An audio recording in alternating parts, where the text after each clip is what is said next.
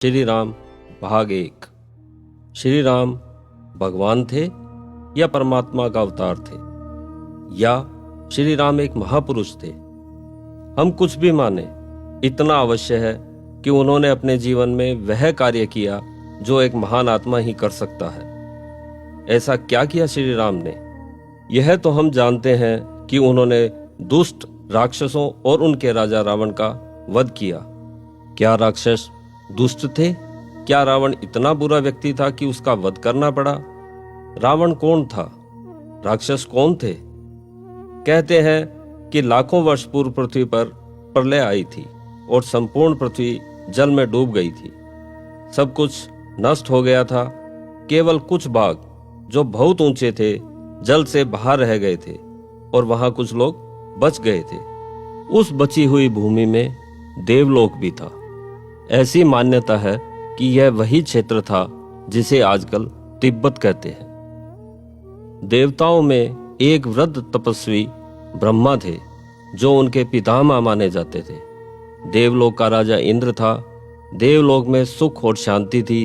लोग परिश्रम करते थे और उन्नति करते थे, परंतु सब लोग एक समान योग्य नहीं होते। कुछ ऐसे भी थे जो कम योग्य थे और उनको उन्नति करने का अवसर नहीं मिलता था। इस कारण वे दुखी हो गए। वे पितामह ब्रह्मा के पास गए और बोले, पितामह, हम क्या करें? हमें यह उन्नति करने का अवसर ही नहीं मिलता। ब्रह्मा जी ने देखा कि देवलोक की जनसंख्या बढ़ गई है और सब लोगों को उन्नति के लिए यहाँ पर्याप्त अवसर नहीं है। उन्होंने कहा, दक्षिण में भी कुछ द्वीप जल से बाहर है, तुम वहां जाओ, परिश्रम करो और सुख भोगो। उन लोगों ने कहा, ठीक है पितामह, हम वहां जाएंगे और उन द्वीपों की रक्षा करेंगे। उनका आशय था कि उन द्वीपों पर अधिकार कर वहां बसने वालों की जंगली जीवों व जंगली लोगों से तथा अपने नव निर्माण की भी रक्षा करेंगे। ये लोग देवताओं के भाई ही थे। ये जब उन द्वीपों के रक्षक बने तो पहले उनको रक्षक ही कहा जाता था, परंतु कालांतर में उनका नाम बिगड़कर राक्षस हो गया।